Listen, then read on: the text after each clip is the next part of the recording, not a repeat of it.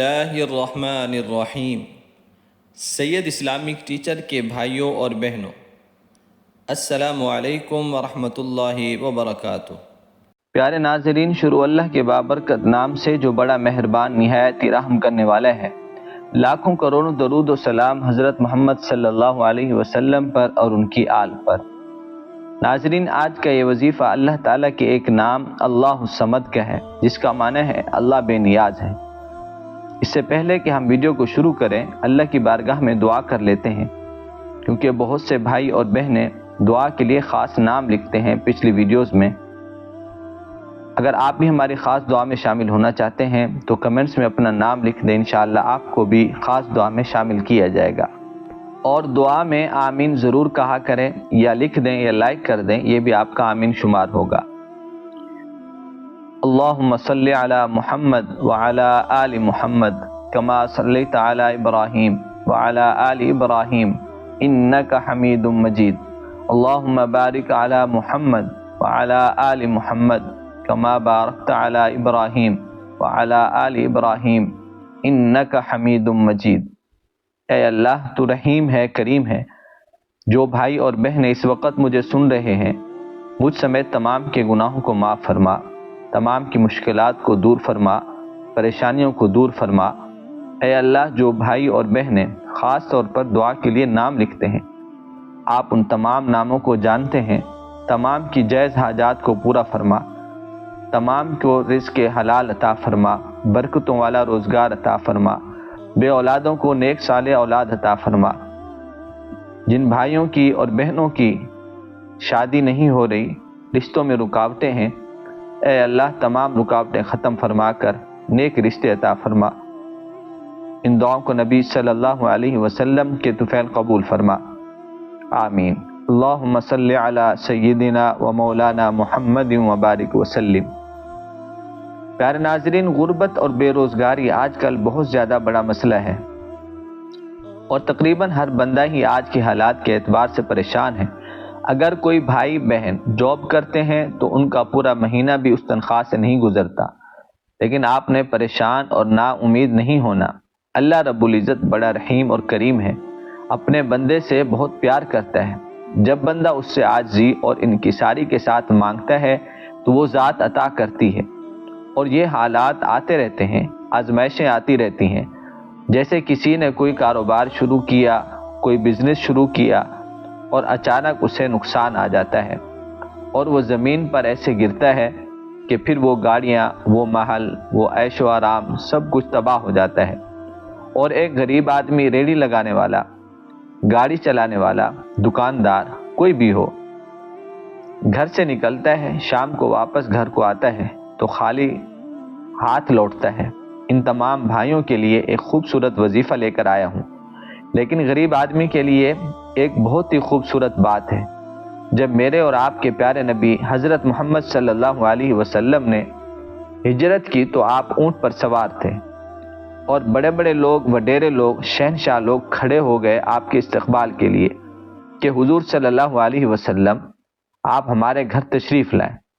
آقا صلی اللہ علیہ وسلم نے فرمایا، حکم ربی کہ میری اونٹنی جہاں بیٹھ جائے گی میں اسی کا مہمان۔ پھر آقا صلی اللہ علیہ وسلم کی اونٹنی ایک انصاری صحابی کے گھر میں بیٹھ گئی، اور وہ انصاری صحابی انتہائی غریب کہ ان کے گھر میں کھانے پینے کی کوئی بھی چیز نہیں تھی۔ حدیث پاک میں آتا ہے کہ تھوڑی سی کوئی چیز تھی، اس کے علاوہ کچھ نہیں تھا۔ پیارے دوستو، جو غریب ہیں ان کو افسوس نہیں کرنا چاہیے۔ آپ کی شان دیکھیں، دو جہاں کے سردار آقا صلی اللہ علیہ وسلم، اللہ کے پیارے حبیب صلی اللہ علیہ وسلم غریب آدمی کے گھر تشریف لے گئے، سبحان اللہ۔ پیارے ناظرین، غریب ہونا کوئی بری بات نہیں ہے۔ جو بندہ رزق حلال کھاتا ہے، 2 وقت کی روٹی کھا لیتا ہے، وہ امیر ترین ہے۔ اور جن کے کاروبار، بزنس نہیں چلتے، اور دوستوں نے، رشتہ داروں نے بھی کنارہ کر لیا، سب نے چھوڑ دیا آپ کو اپنے حال پر، امیر آج کہتا ہے ہمیں کیا غریب کا۔ لیکن دوستو، آقا صلی اللہ علیہ وسلم نے غریب کو اہمیت دی۔ میرے نبی صلی اللہ علیہ وسلم تو فرمایا کرتے تھے، جس کا مفہوم ہے کہ ایک وقت کی کھاؤں تو شکر ادا کروں اپنے رب کا، اور دوسرے وقت میں نہ ملے تو صبر کرو۔ حضور صلی اللہ علیہ وسلم کو غریب سے پیار تھا، محبت تھی۔ کئی دنوں تک میرے پیارے آقا صلی اللہ علیہ وسلم کے گھر مبارک میں چولہا نہیں جلتا تھا، تو ہمیں بھی افسوس نہیں کرنا چاہیے۔ جیسے بھی حالات آ جائیں، صبر شکر والی زندگی گزارے، اپنے رب سے مانگیں، اس کی طرف متوجہ ہوں، رب آپ کو بہت نوازے گا۔ اب میں آپ کو 2 شخصوں کا حوالہ دیتا ہوں کہ 2 شخص سے بازار میں گئے سودا لینے کے لیے۔ ایک کے پاس باپ کی کمائی تھی اور ایک خود کماتا تھا، تو منڈی چلے گئے۔ اب جس کے پاس تھی باپ کی کمائی، اس نے جانور پسند کر لیا اور جیب سے پیسے نکالے اور اسے دے دیے، اور جو خود کماتا تھا محنت سے، تو وہ سوچتا رہا کہ کچھ کمی ہو جائے اس کے بعد لوں گا، لیکن وہ پھرتا رہا تو گھر واپس آ گیا۔ اگلے دن پھر وہ گیا۔ اصل میں جو بندہ خود محنت مشقت سے کماتا ہے، اسے قدر ہوتی ہے کہ پیسہ کیا چیز ہے، پیسوں کی کیا قدر ہے۔ پیارے ناظرین، جس چیز کی قدر کی جاتی ہے، اللہ اس نعمت کو بڑھا دیتے ہیں۔ اب آپ وظیفہ سماعت فرما لیں۔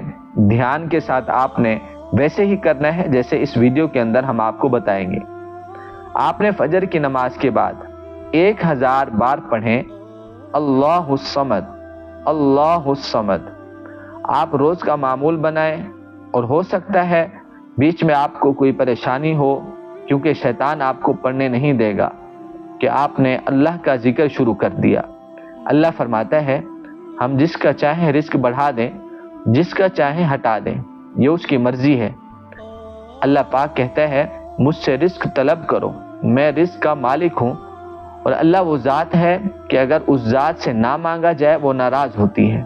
پیارے ناظرین، آپ روزانہ کا معمول بنا لیں تو بہتر ہے کہ آپ نے فجر کی نماز کے بعد 1000 بار پڑھنا ہے اللہ الصمد، جس کا معنی ہے اللہ بے نیاز ہے۔